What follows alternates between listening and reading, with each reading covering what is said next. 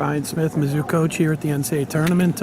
Wild and crazy conference meet. Talk a little bit about what it took for the Tigers to win that thing. It was a total team effort. We were behind the entire tournament. I've never had a tournament like that where I've had a team that was all behind every day, every session, and we're going into the finals where they have first, third, and fifth place matches running together. I knew we still had 8 guys going, and they had, I think, 6 or 7. But they came out, Northern Iowa as they come out and win the first 3 matches and even get a pin in one of them that I thought, oh, it's over. And we lost our first 3 matches the same weights. So I said, let's focus on our guys getting some wins here. Right. Hoddesholt got a win, 57, LaValle gets a pin. So I know, hey, that's good. He fought for the team, got us a pin. 65 gets a win. 74 then gets a pin over a guy that had beaten him earlier in the year, or 2 weeks earlier, and pins the dude.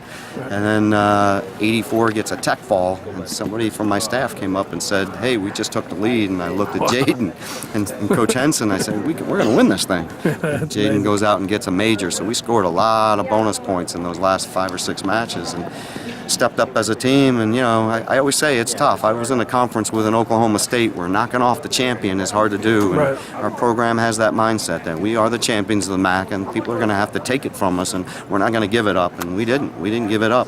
Well, gosh, what a competitive meet and a really improved conference. Talk a little bit. You got Old Dominion in there this year, another group of tough kids that just added to the mix. Is the MAC continuing to get better in your mind? Oh, there's no doubt. Doug Schwab's team this year was definitely one of the best dual meet teams I'd seen all season.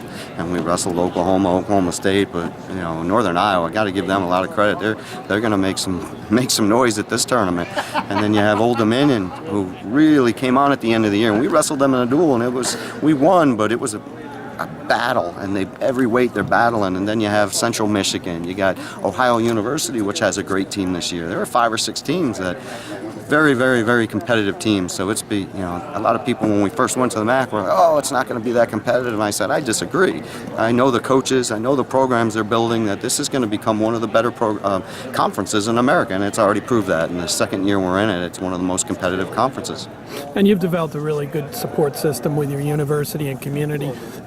What kind of pride is it when you come back with a trophy? I mean, actually, you guys have been doing that the last few years. Yeah, there's a lot. We were just at a staff meeting where they bring it up. Our AD is flying down here to see the team on Friday and Saturday. We brought 3 administrators to the MAC tournament. They wanted to watch it because we're hosting it next year, and they want to make the best MAC tournament. So they take a lot of pride in every sport. But with wrestling, we've been one of their most successful. They are very proud of the program and continue to support us at the utmost level, which is great. Now you got a guy that's ranked first with Huda Shelton. Tell us a little bit about him. I mean, people have heard of him, they've seen him, but maybe among the guys that are out here that people talk about, that people may not know as much about him as some of the other guys. He's hard to know a lot about because he's very quiet. Yeah. He's very determined. He's got one of those personalities that he's going to, I call him with the lunch pail, he's going to show up. He's going to work his tail off and practice every day. Never have looked at Drake and said, you had a bad day, because he gives you all the effort, and there'll be days he'll be down on himself because he doesn't think he had his best day, but it wasn't from lack of effort. Right. And that's how he wrestles. In every match, it's just he's going to get in your face and he's going to battle hard, and he does that in life too. He's battling in the classroom. He's trying to get the highest grades he possibly can, and it doesn't come easy for him. And he battles, but he's just a super kid in that sense. But doesn't like to talk to the media. I know that. Well, it's okay. He hates media days, but he knows it's part of it now, and he's starting to understand that the more success he has, he learned that from last year, and when knocking people off in the early rounds, that man, these people are going to want to talk to me, and he just accepts it because he wants to be a national champion. Yeah. So what's a good performance for the Tigers this week? Just, we'd like to bring home a couple individual titles. We'd like to be somewhere close to that team, getting on the podium, which is going to be tough this year, but we have a good young team that just, after the MAC tournament, nobody expected us to win it. There was everybody picking Northern Iowa, that they just don't believe anything from the outside. They understand that we keep getting better every week. With 5 freshmen in the lineup, we just improved every week, and because they enjoy it. They really enjoy it and then like to be in the room, in the practice room. So that's why they have improved over the season. Now, I'll throw an international question at you, and you and I have talked about it. You guys are building a program that's going to be putting people on the Olympic podium as well, maybe.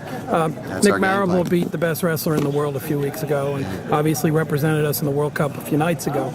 Talk about his progress as a person and an athlete. And, Yeah, I mean, it was a big deal when he beat Jordan Burroughs. And a big part of that is we had the Regional Olympic Training Center, but then bringing Sammy Henson in as an assistant coach who is involved in it and buying in and helping the USA coaching staff, and having him in our room now, it's helping Don Bradley, it's helping Nick Mariville. We're going to send Jaden Cox out to the U.S. Nationals because we think he's going to be in the picture at the 210 weight class. So it keeps. Hey, you've had one of our women training out there a little bit too. Yeah, Clarissa's out there. Yeah, and our AD sees that. He's like, now, what is Clarissa doing here? And I told him how she was a medalist in the last Olympics, and it just helps that we have our own facility there. We have the head coach of Sunkist on our coaching staff, getting these guys more and more involved, getting them into the tournaments.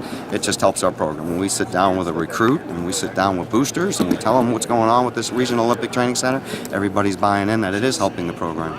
Well, hey, congratulations on a conference title, and also good luck with the guys this weekend. Thank you. Appreciate it, Brian.